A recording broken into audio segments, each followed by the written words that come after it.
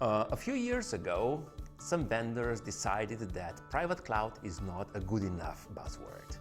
So they introduced a software-defined data center. And software-defined data center needs three things: compute, storage, and networking. I wouldn't know anything about compute and storage. There are other people who are way better in those aspects, but I do know a little bit about networking.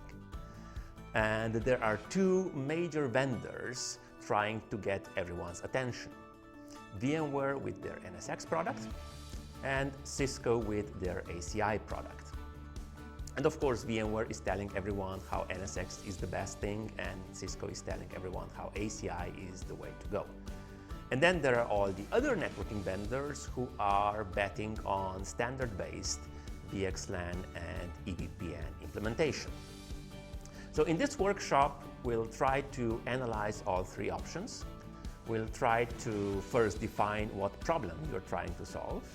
Then we'll go into how you can solve that problem with NSX, with ACI, or with VXLAN with EVPN.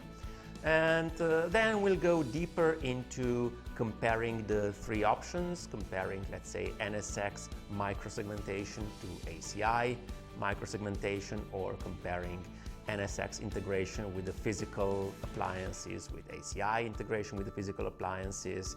We will compare NSX multi-site solution with ACI multi-site solution.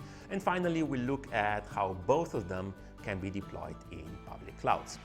And what I hope to get out of that is a good understanding of where one or the other product would be a good fit, so that anyone who has to decide between the two will have an easier job figuring out what to do.